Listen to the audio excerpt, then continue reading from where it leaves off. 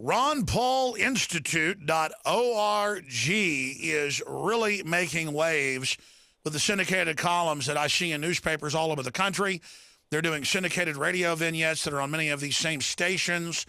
He's doing satellite television, getting picked up around the world. He's doing radio interviews almost every day. He is, I think, almost more effective now than when he was in Congress from 1996 until just a year or so ago. His son is one of the major front runners for president. We're going to talk about that and more. Joining us is former congressman and the leader of the Libertarian Liberty Movement worldwide, Dr. Ron Paul. And DrudgeReport.com picked it up. We picked it up. It got a lot of attention. Ron Paul's predictions, really, for 2015 and beyond, what he sees coming in the new year. Now, he wrote that a few weeks ago. Now we're into the new year. Now a lot of economists are saying they believe that the real economic implosion is getting closer. So he's going to spend 20 minutes with us, giving us his breakdown of what he sees coming.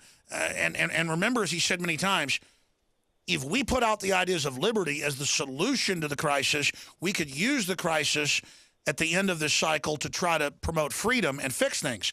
The socialists and the insiders are going to try to use it to bring in more tyranny. So we're reaching that critical point. Dr. Paul, thank you so much for joining us. Thank you, Alex. Good to be with you again. You've got the floor. Tell us what you see coming. Well, even though I wrote something, I think it was about 18 pages long, but it was longer. When I was doing it, I was thinking about my special orders that I used to do on the House floor when you could get a special hour. So it goes over, the analysis of what's going on and why we have trouble and what I think we should do. But actually, the motivation for me to start to write it was just to write something much shorter and talk about the crisis in the inner city, the militarization of our police, the abuse of our civil liberties. At the same time, the demands of the inner cities, because I sympathize with those who are on the receiving end of the militarization of the police.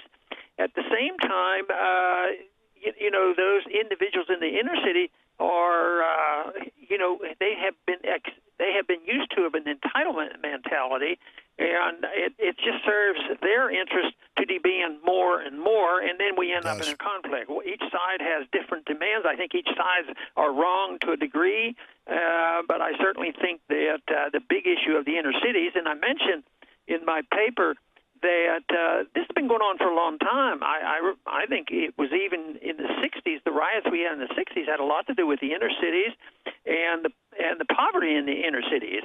Everybody agrees there's poverty there, but some people think, well, we need more government transfer programs, which I don't agree with, but we need to understand first that we protect civil liberties for everybody equally.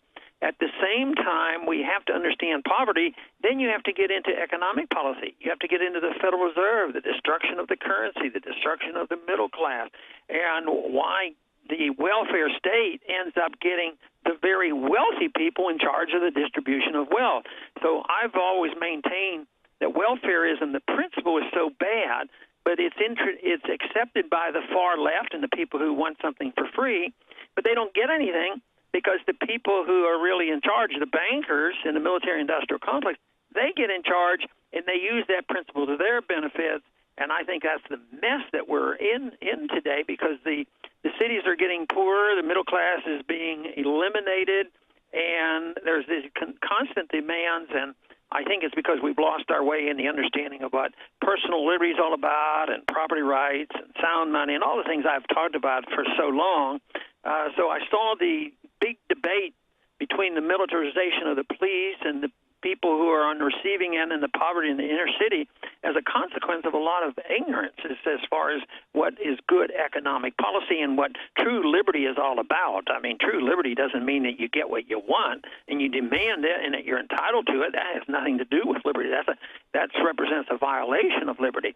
So that is the general theme of what I was writing about, but even though most of it was warning people and telling people what a mess I think we're in, I really conclude with a bit of optimism, as I always do, that, the Internet is providing us a vehicle for getting our message out, and I think that the message is alive and well. I think the young people are listening. I think what you do on radio and all your efforts, I think, is very beneficial, and a lot of people realize the mess we're in, that the economy is in shambles and the foreign policy is ridiculous. So they're looking for answers, and I believe the freedom movement provides those answers. Well, and certainly we've predicted what's coming. You've written books on the subjects. We know how this works. We're not rocket scientists. This has happened hundreds and hundreds of times in history, or even more, hundreds of times in different countries just in the last few hundred years. Going back to your essay that's at ronpaulinstitute.org, we posted it at Infowars.com as well. Inner city turmoil and other crises, my predictions for 2015. I want to get into some of those other crises, but you know I've always been a nonpartisan constitutionalist, but I have supported libertarians who run as Republicans or Democrats, and have supported you and your son and others against statists. But the Democrats, I think, really have sunk to a new low with their open fanning of racial division, of anti-police garbage that isn't meant to reform police, but meant to create a balkanization and really to Democratic-connected groups out singing Deck the Halls with Dead Cops. I mean, we have these videos, really vicious provocations that if libertarians did anything like this, we'd be arrested. And I know you're familiar with this. What do you think the attempt is there? We know unemployment's doubled for blacks under Obama. We know collectivism has hurt them more than anybody. Is this a desperate attempt to just distract and make it racial or scapegoat the police? Because I'm a critic of the police state, as are you, but not of just scapegoating the individual police. No, and this is the far left likes dishevel, and they like the discord, because then they figure that they can promote their programs. Just like I said, the inner city is a mess, so they're arguing that the $16 trillion we've spent in the past 50 years on trying to get rid of poverty, starting with LBJ, they figure $32 trillion would do the job. But no, I think they're provocateurs, and I think they're small, but they do get the crowds riled up, and they sort of, I think the Al Sharptons of the world are. I think one suggestion I had made is, there's going to be a mess. There is a mess. People ought to understand the Second Amendment, and they ought to make sure that they, pay attention to the false promises of the Al Sharptons of the world. And that is why, the people, if you and I talk about this, we can get on the receiving end. Blaming blacks and all that kind of stuff. But what they ought to do is look to black leaders that we have in economic policy, and they understand this, and they understand racism because they have put up with it in their own life. And that's Walter Williams and Tom Sowell.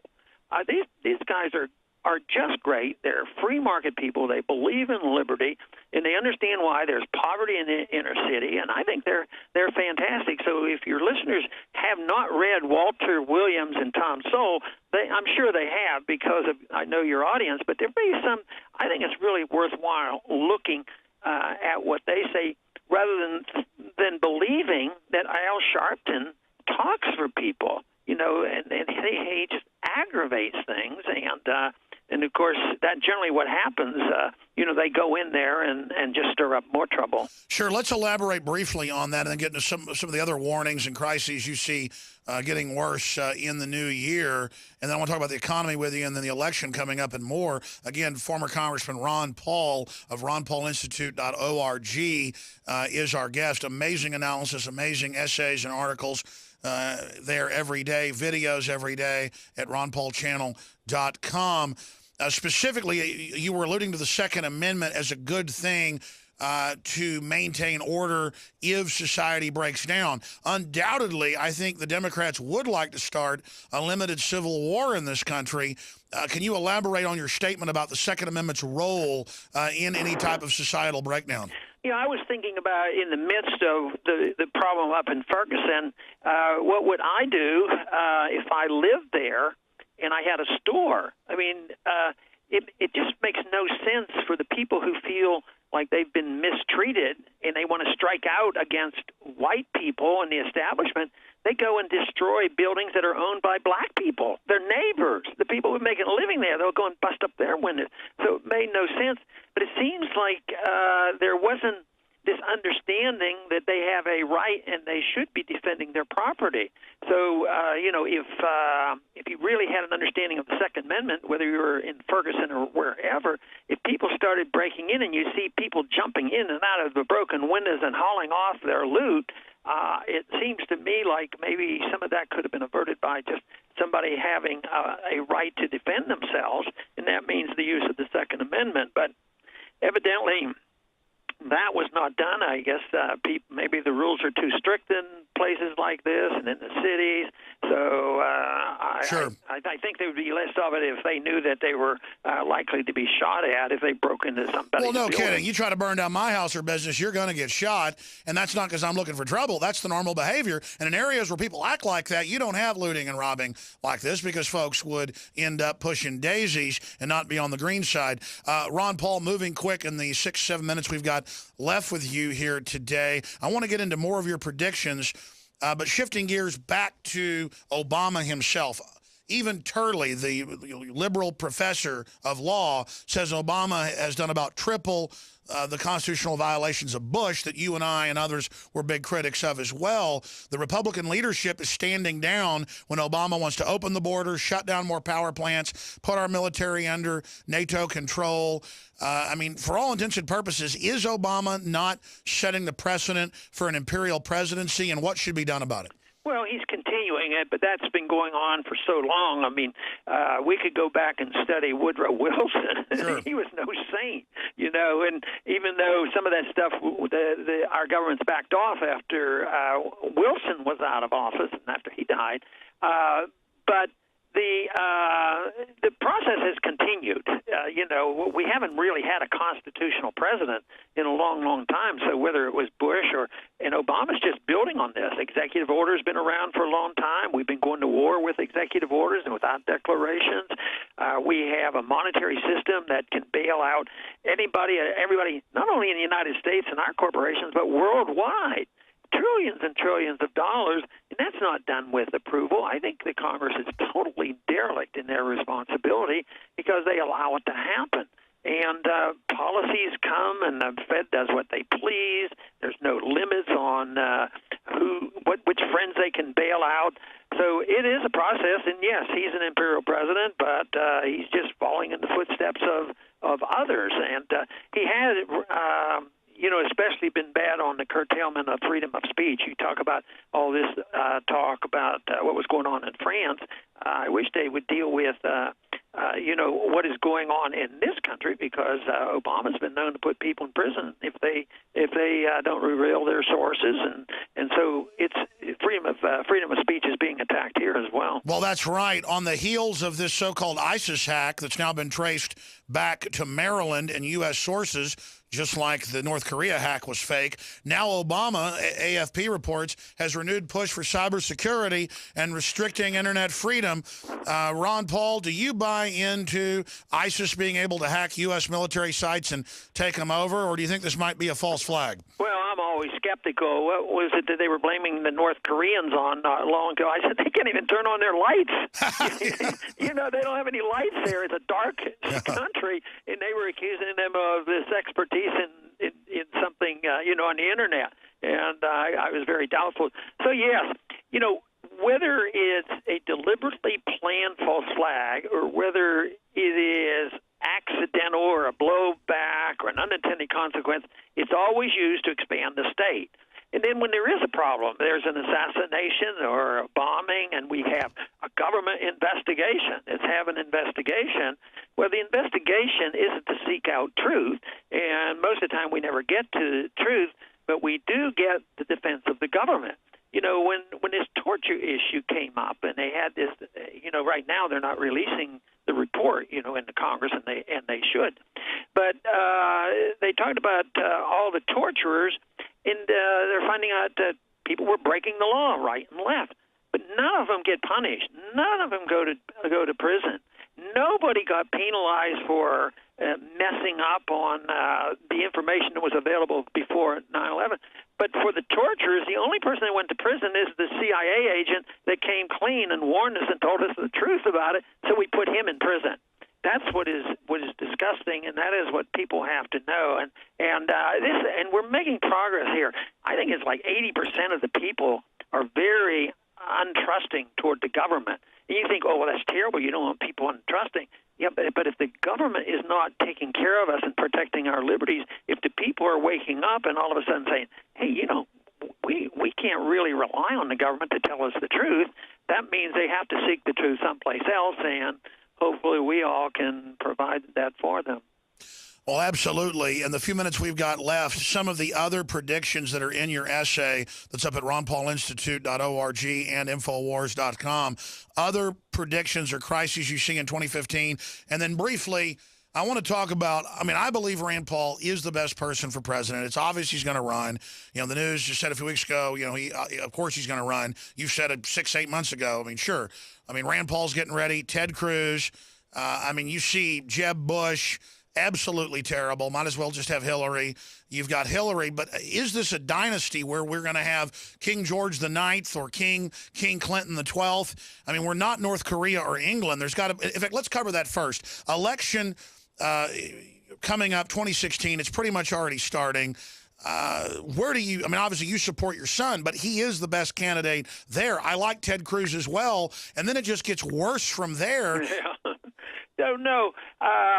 Obviously, Rand is doing quite well, and they have to sort of, they were giving him some attention, and it wasn't all bad. It was decent, and a lot of people know him now, and they like what he's been saying. But all of a sudden, what has happened the last couple of weeks? First, it was they didn't want Rand and others to get much attention, so they had to divert the attention. Then they say, oh, Bush is going to run. Jeb Bush is a great candidate. And Bush. He's, getting ready, and he's going to have the money, and he's our guy. But then, there's dissension among the ranks, and evidently Romney wasn't too pleased to just step back. So he's, maybe I'm going to run. So the media plays this up. Now, the only two candidates that seem to exist will be Bush and Romney. That's right. So that's their way of exclusion. It's sometimes even when they say, well, there's now, 10 people, 15 people going to run, they'll include Rand, but it's not where it was by all the polling, a month ago. These guys didn't even show up. But all of a sudden, which means that he's on the receiving end that I guess I could say I had received as well. They know how to handle it in the public if they think you're doing too well, sure. And they don't want you to succeed. Well, that's why I thought it was smart that Rand started basically doing presidential-type election things first, so that he would get the attention up front and is still a front runner in most polls. That's why they're scared and are trying to only put Jeb Bush and Romney out there and make that fight all about it. We don't need Mitt Romney after 2 runs. We don't need Jeb Bush. My goodness. We don't need Chris Christie. These guys are just Democrats or Beltway Republican rhinos. We need Rand Paul. He is just the best candidate across the board. What do you say to the libertarian and constitutionalist troops out there? What can they do to really make sure that Rand stays at the top of the ticket? Well, I'm not too keen on giving people precise advice. A lot of people have asked me, and I would sort of try to dismiss it a bit and say, well, do whatever you want. If you want to be involved, get involved. If you like a candidate, support him, campaign. And I thought that was what was so neat about our campaign, sure. Is that a lot of people did spontaneously do a lot of things that organize and raise money. So I think that people need to do something to be helpful. And sometimes it's running for office, and at the same time you're running for office, you can speak out about all the issues and all the other candidates. Sure. So it's something that the individuals has to decide. Even if an individual is much more into education and all, teaching people why they should understand the issues that we're pushing. Constitution, on the sound money and civil liberties, that to me is very important. You have to change people's Absolutely. attitudes, and that would help a person like Rand as well. Ron, you've got to go. You're already over. Right. I want to get any other just quick predictions, but please say to Rand, just my layman advice, do what Ted Cruz is doing, attacking Jeb Bush and attacking Romney as squishy middle, because that's what we need to keep him at the top. From my view, he needs to come out in a classy way, obviously, and point out how bad Jeb Bush is, point out how bad Chris Christie is, point out how bad Romney is compared, or they are going to really try to push him to the back. Anything else you think is important for 2015 to warn people about? No, other than the fact that I think our economic crisis is going to continue. It's going to get worse during this year. It's not going to get better. The government is going to try to play it up that things are getting better. I think our foreign policy is going to continue. I think it's very, very dangerous. And this country has to face up to the fact that it's bankrupt. If it doesn't, things are going to get much worse before it gets better. RonPaulInstitute.org. Thank you so much. Okay. Godspeed. Very good. Thanks. All right, there he goes, ladies and gentlemen. Ron Paul joining us for the last 25 minutes or so. Exclusive, intense, in-depth, real question interview. Rand Paul is the best. I trust him. I've known him for, gosh, I can't believe it's 18, 19 years. 19 years. And he's the guy for president. Ted Cruz will make a great VP, but I'm telling you, Ted Cruz is getting more aggressive. That's why in polls, he's now number one. In real polls, Ted Cruz is now taking the lead because he's being aggressive. It's what people want. They want to see Boehner attacked.